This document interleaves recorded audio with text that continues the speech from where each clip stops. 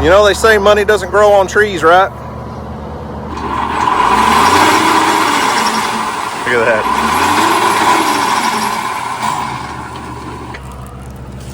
There's just hundreds and hundreds and hundreds of pecans.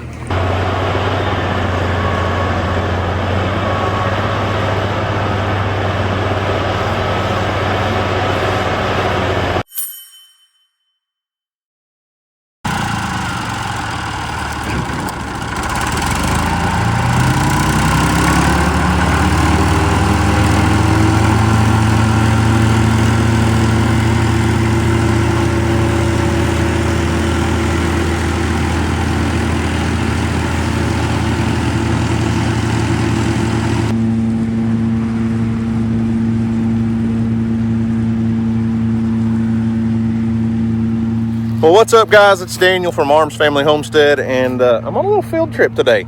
Had to stop by and visit a neighbor just down the road.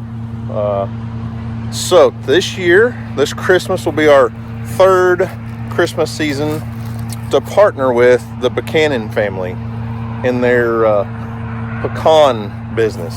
And I come down here every year and check things out. It just blows my mind at what a place this is. It's beautiful.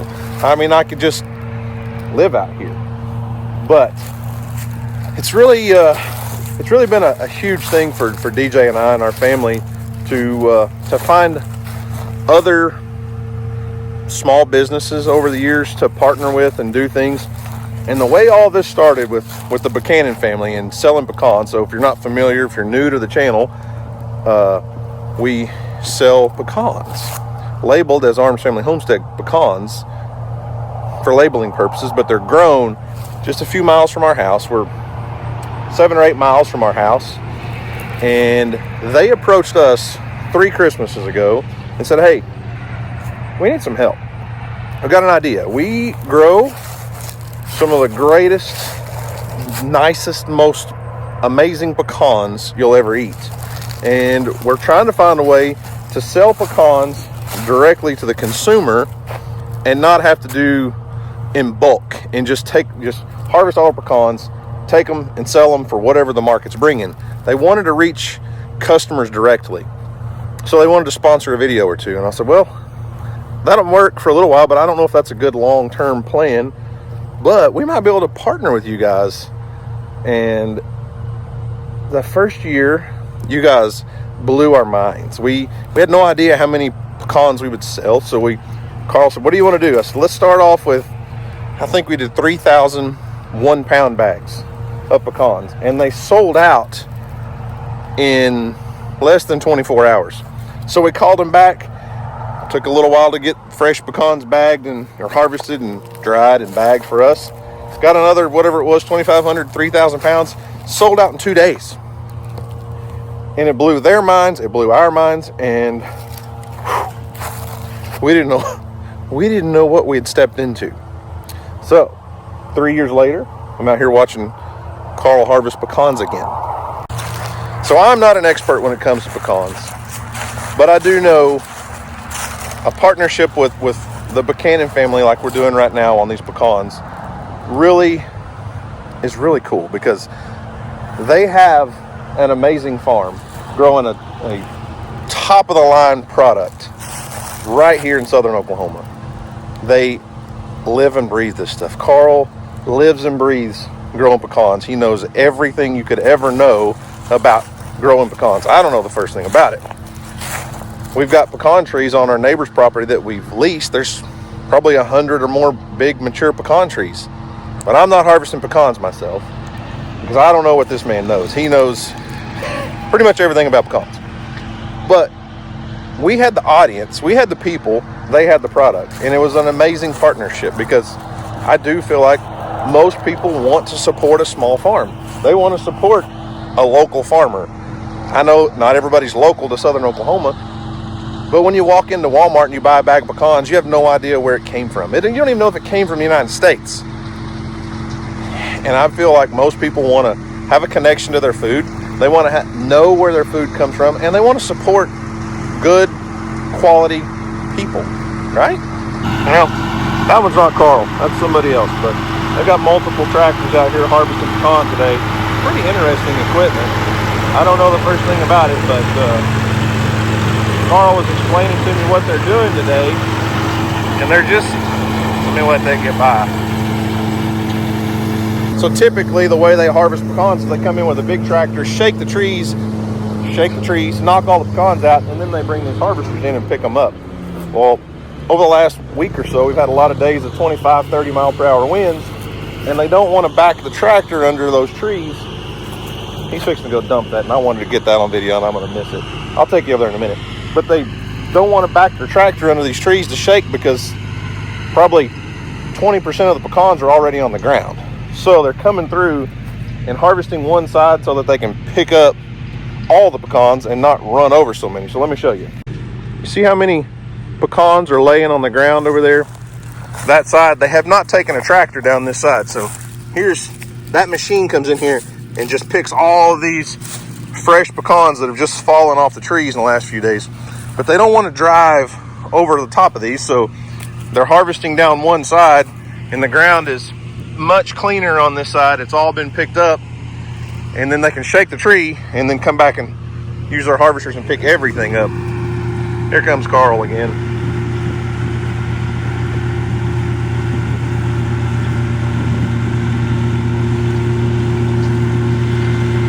So I'm just kind of like a kid in a candy store today. I'm out checking everything out. DJ's in the truck.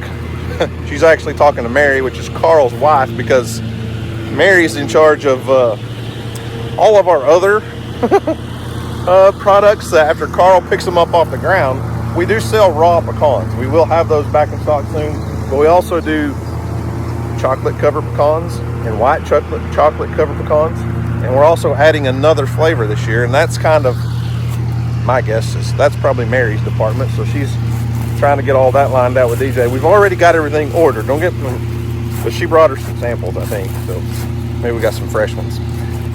Anyways, back to what I was saying a while ago is I think people want to support small family farms, and sometimes you just don't know how you can do that through the internet, especially.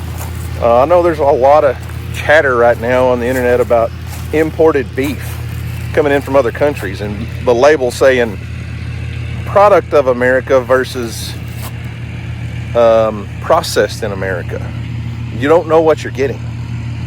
So pecans can be the same way. You'd have no idea if you go into the store where it's coming from or anything. So these are amazing pecans. Have I said that? They're great. They taste amazing. They're way superior to what you can get at a grocery store. So I just wanted to bring you guys and let you check out the Pecan family farm. We didn't make it to their big harvest festival this year. It rained it out one day, and then I wasn't able to get down here. We might have been hunting. I'm not gonna lie. We might have been in the woods. Houston might have killed a big deer when their pecan harvest festival was going on. But anyways, I just want you guys to know, when we do launch with these, when we get these pecans in for our Christmas launch, I wanted you to know where they come from. I wanted you to know why we're doing it. It's a great partnership for both families, and you guys get a great product in the end. So it's not just some cheap product that we're buying in bulk and trying to pawn off on you guys. I promise you can probably read the comments on this video and see there will be hundreds of comments of people saying these pecans are amazing. And I am very thankful that the Pecan family farm wants to partner with us and do this, and that we can bring a product to you guys that's very high quality, very good. And I just need you guys to understand, any of the pecans you buy from us, you're supporting this family right here that has their house right there on this huge pecan farm. Last year during the tornado, when our hometown was hit by the tornado, this farm suffered a huge loss. Matter of fact, there's a tree right there that was destroyed and is re-sprouting and regrowing, but it'll probably never be the same. There's another one that got taken down by the tornado.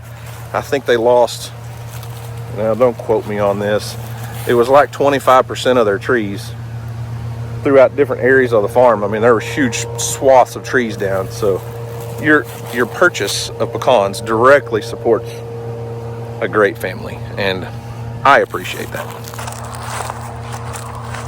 just cool how all these trees are laid in here on a grid, so it's just perfectly straight rows.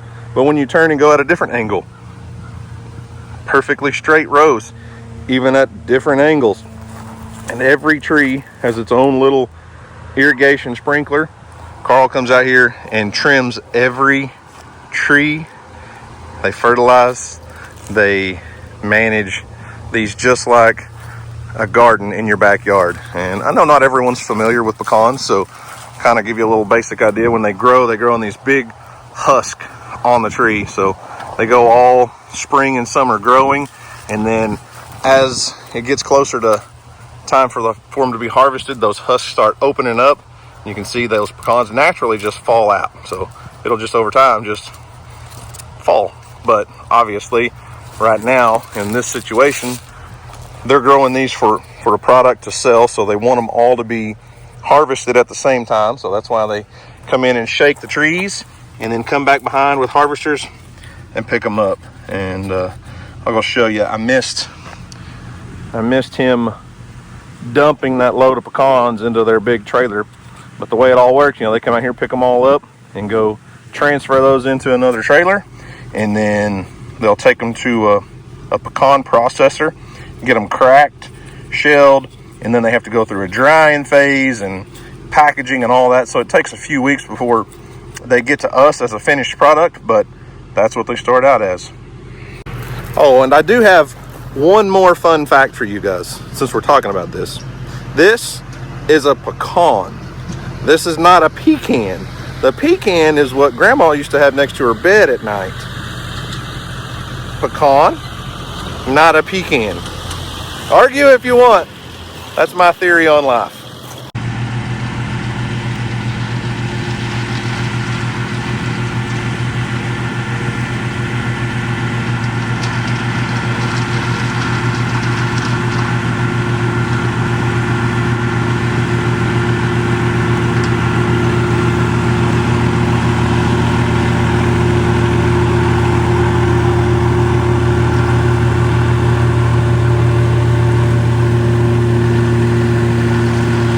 There's one tree that's obviously one that got wiped out by the tornado, and they've replanted a new one.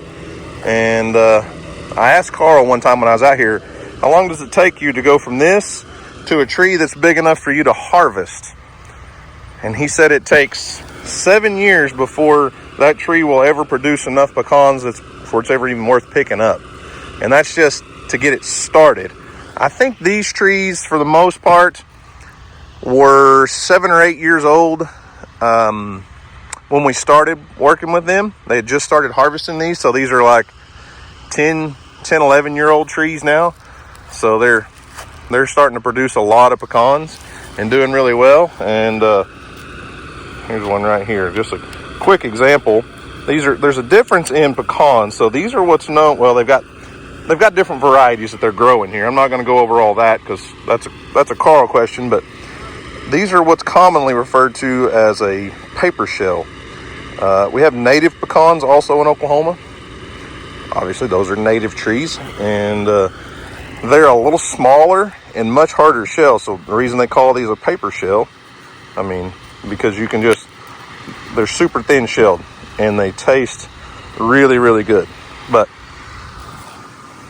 I think they have 3 different varieties that they're growing on this farm. And the reason they do different varieties is so they don't have to harvest with their harvesters. They don't have to harvest every tree at exactly the right time. Well, I don't mean exactly the right time. I mean exactly the same time. Because Carl has hundreds and hundreds and hundreds of trees on this farm. Plus he leases the ground on other places and harvests pecans for other people. And they can't just leave them laying on the ground forever. They're only going to last so long. So they grow multiple varieties so that they mature at different times. And I think the first variety that comes out that they harvest first is called Pawnee, and that's what this is. They're a longer, thinner shell, thinner around, and they're a big meated pecan. But I'm not an expert. I'm just going off of what Carl's told me over the years.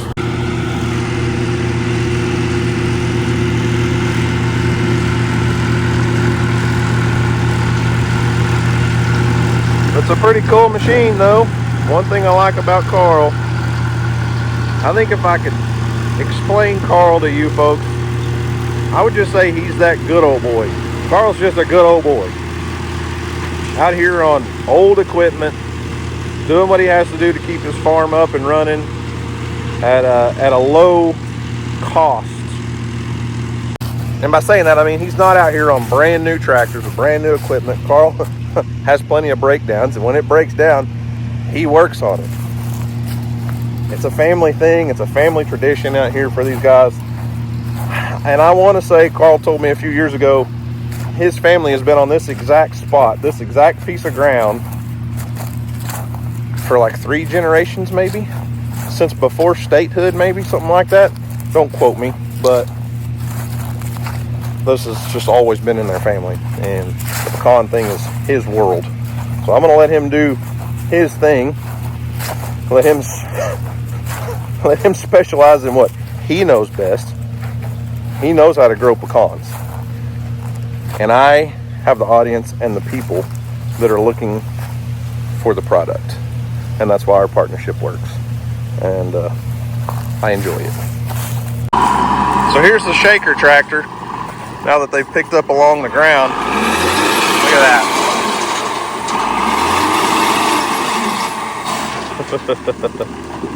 It doesn't damage the tree at all, but it shakes all the pecans loose. They just go from one tree to the next, and it's a pretty amazing little machine, but it definitely works and does its job, because there are pecans all over the ground now.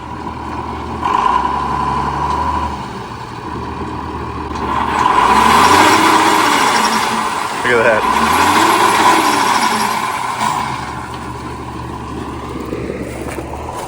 Yeah, look at the ground after they shake.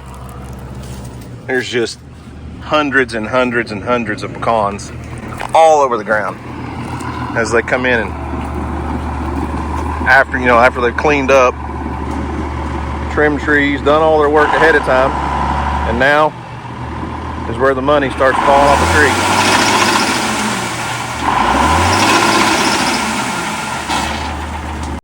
You know, they say money doesn't grow on trees, right? I think Carl would disagree, because this right here, this is their livelihood, this is their product, this is their money growing straight off a tree, or on a tree. Look at this thing.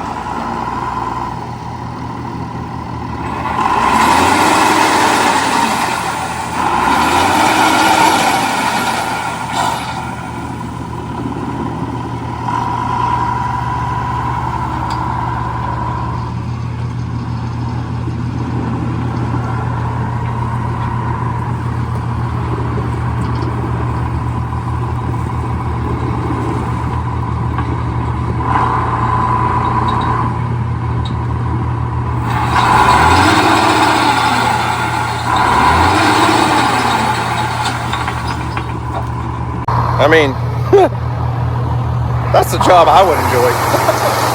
I don't know about the 6 or 8 months of trimming trees and tending to trees and making sure that you don't have too many pests and too many fungus and all the mowing. I know they cut and bale hay under here and do everything. This doesn't look like this on its own. This takes a lot of work and a lot of love. A love and passion for what you're doing, and it really shows in what they produce.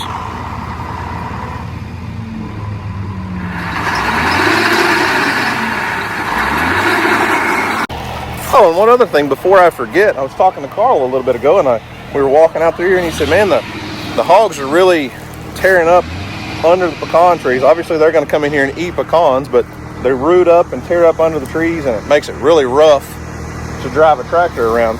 I said, well, I know a guy that's got a pig trap, can help you with that problem, so probably going to be moving a pig trap down here soon. So after they shake the trees, then come through with the harvester and pick up, this harvester has a bin in it that holds, so many pounds of pecans, and then every so often they have to stop and come dump their harvester out. So I'm going to show you And the next phase in this process is all of these pecans before they actually go to a processing facility.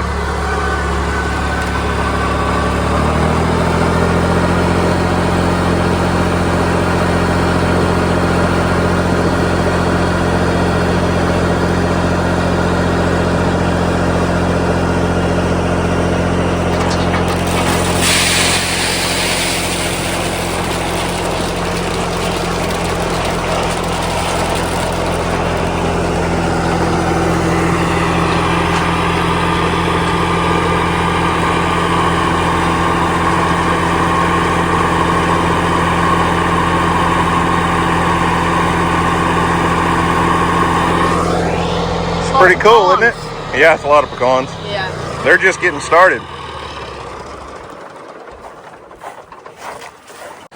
So here's the product that will get dried, taken to a processing facility, processed, packaged, and then eventually come to us to be shipped to you guys.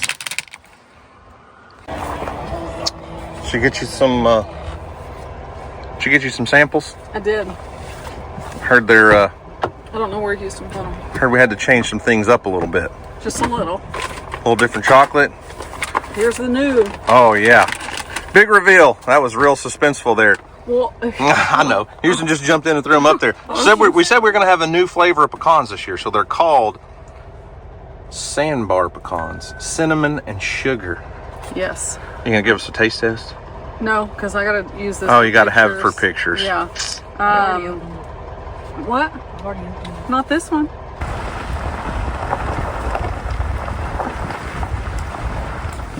Okay, argument settled. We made it home. Yes. These were sample packs that they gave us, and it's not technically even sealed off. Mom thought they were sealed and she needed it for pictures. Yeah. So this is what they call a sandbar pecan. Mm-hmm. Cinnamon and sugar. It smells like Cinnamon Toast Crunch. They are delicious. Let me see. Go ahead. Listen, folks. Trust me. Just buy them, right? Yes. Just buy them. Yes. Yeah. You have to eat them. Oh, I have to eat them? Yeah. Okay, I will definitely do that.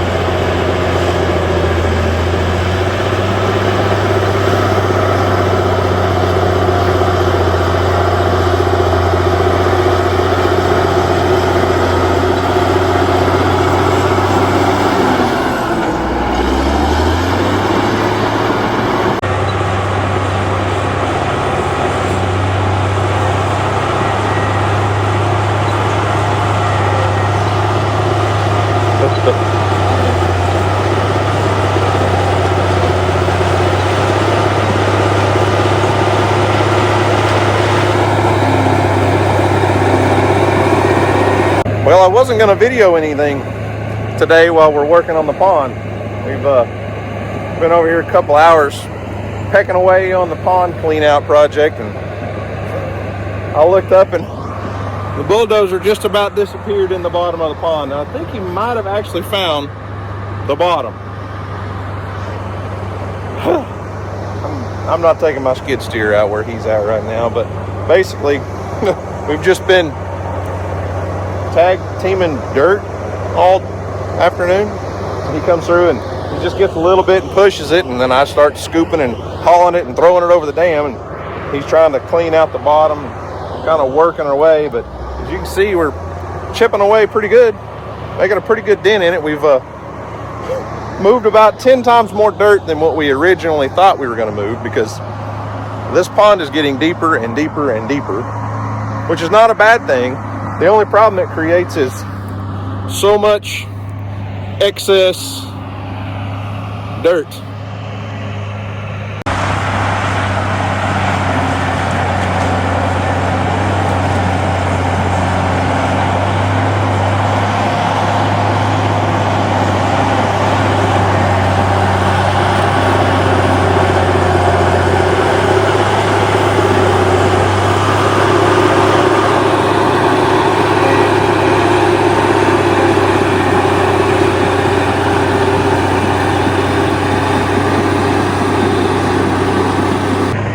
back when we drained this pond, we thought, well, we might have 6 inches of muck in here to clean out. And as you can see, he's got about 4 to 5 feet down. You'll be able to tell when this dozer goes down there. There's a lot of muck and years of mud. Woo! Back into that dozer sinking.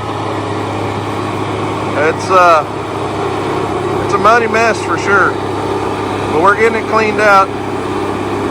Our biggest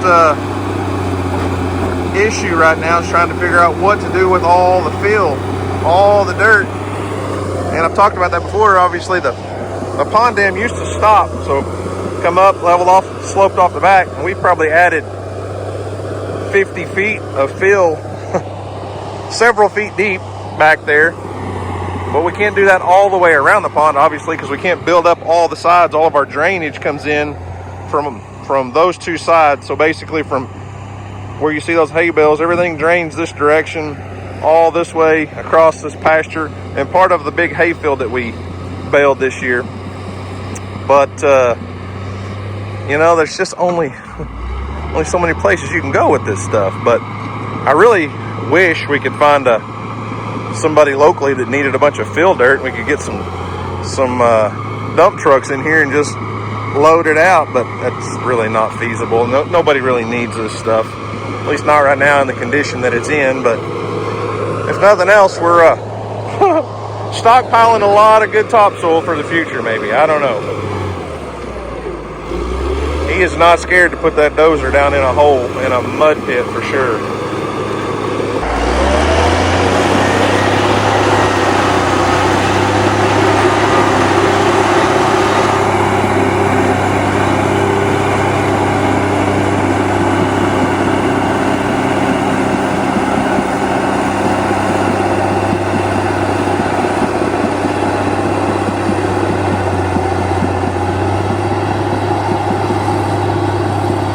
So as I said, I really wasn't planning on even videoing anything today, and then that kind of caught my eye and struck me as interesting.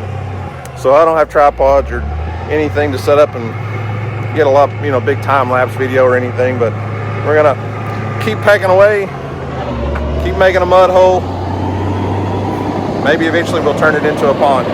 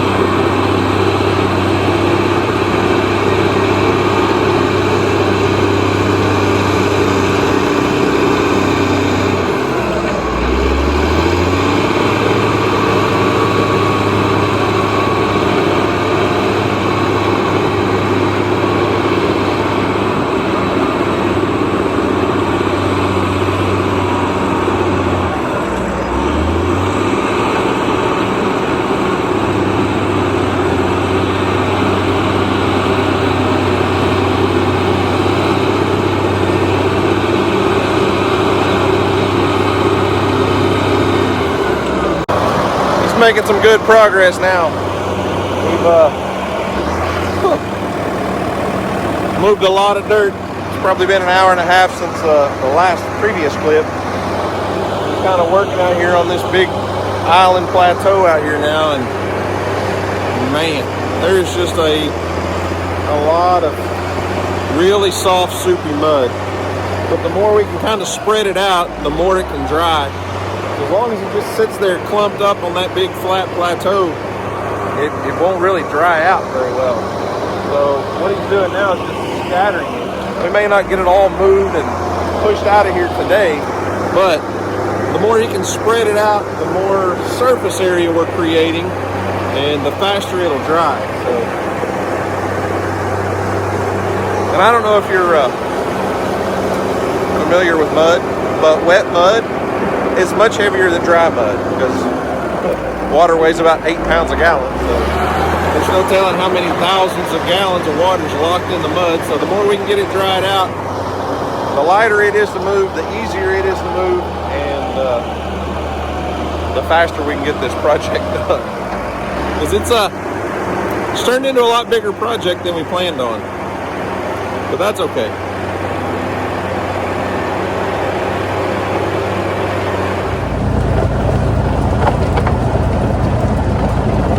Okay, well, fast forward in time a little bit. This morning, when I was leaving for church with the family, I looked over at the pond, and my buddy was already here at about 9 o'clock this morning to start working on the pond.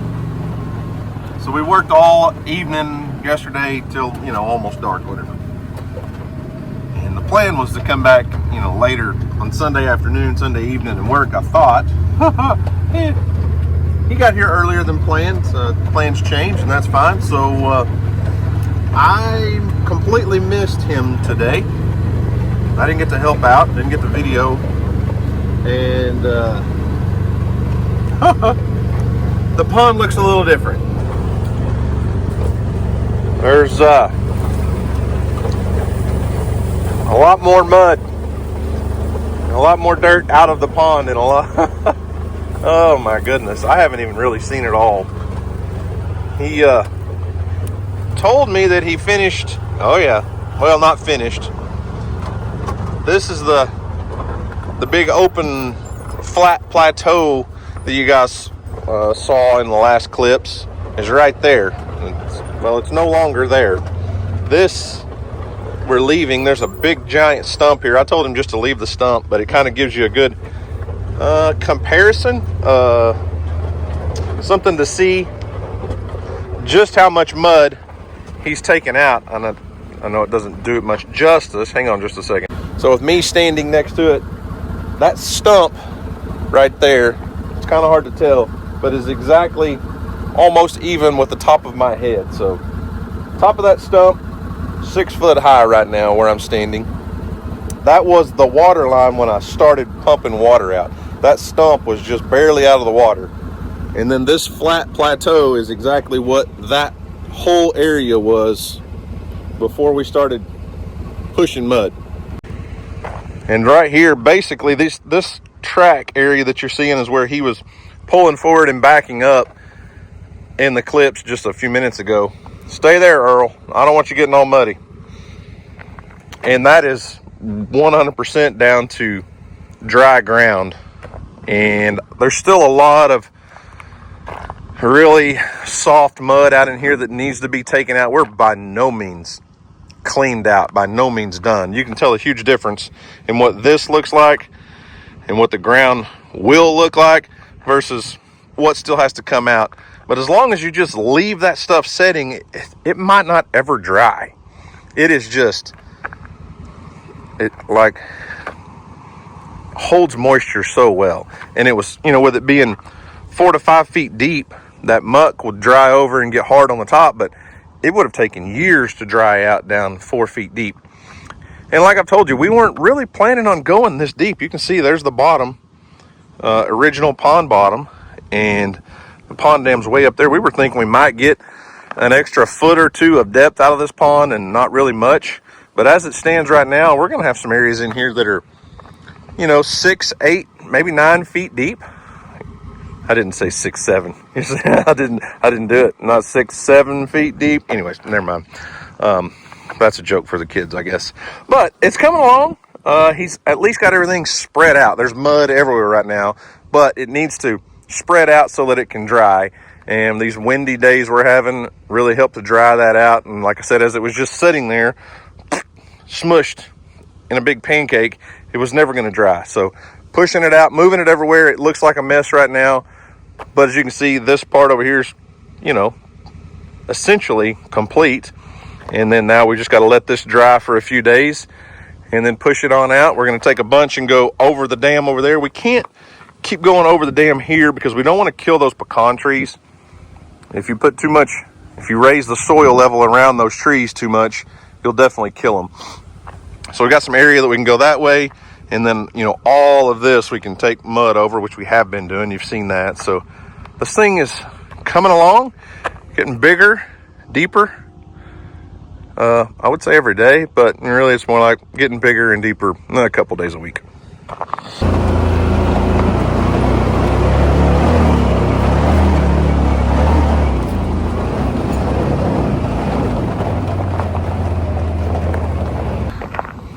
So here's a quick look. Just a big hole in the ground. Right now it's going to be just a big empty bowl.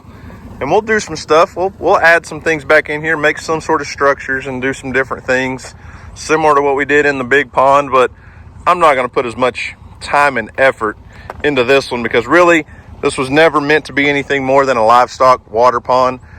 And that's what it's going to be again eventually. So, we'll do what we can, but we're not trying to create a monster bass fishing habitat. Are y'all waiting on me? Y'all ready to go? You're being good. I told you to stay here so you wouldn't get all muddy, and you did. That's right. Even Kelsey stayed on, huh? And really, honestly, what we're doing here with this pond, for most people, wouldn't make any sense at all. Because I don't own this. I don't own this piece of land. And this is an expensive little project, so why are we even doing it? Well, it just makes sense, okay? There are some programs through the NRCS that they will reimburse property owners for doing clean out on livestock water tanks, water ponds, because this was a dangerous mud hole that had silted in over the last 50 years probably. And it was really kind of a danger to cattle. If you had cattle in here, they could bury up in that deep mud and get stuck and die. But there are some incentives out there for landowners to clean out ponds and some reimbursement things. I don't know if she'll qualify for it. Honestly, I really don't know. Part of the way I kind of plan on paying my buddy for his heavy equipment use is by doing so much of the brush clearing myself. That one's already a program that I've signed her up on through the NRCS. She's getting reimbursed for quite a bit of expense there. And so I did a lot of that work myself, videoed it, showed you guys, made some income off the content. Plus, she's getting that reimbursement money that'll come back to me. And I don't really, with everything he did with the Dozer, considering I did a lot of the work myself with the skid steer, I won't have to pay him that full amount. So I'm using some of that money to pay him for doing this work too. And it's just a cool project. It's something I wanted to do. It's something that she, the landowner, has wanted done for many years, but didn't have the ability to do it with equipment, with connections, or financially. It didn't make sense for her. She's not running livestock on this place herself. So it just made sense for me to tackle this project. Part of it is being neighborly. She's allowing me to basically take this property and do, within reason, whatever I want to with it, whatever I see fit to make it better.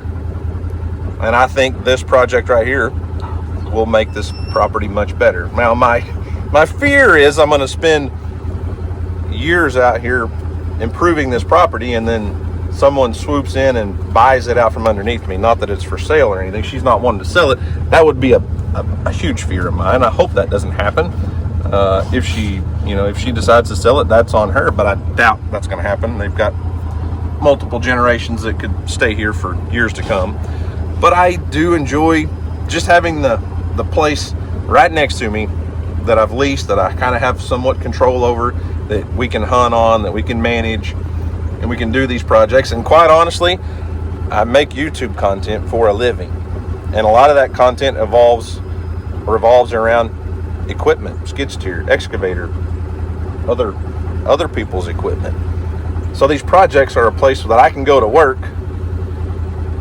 and have something to do, to produce content for you guys. And to anyone normal lay person around, it doesn't make sense that I would go pay somebody to lease their property so I can go work on it and make it better so that it's more valuable to the owner and not me.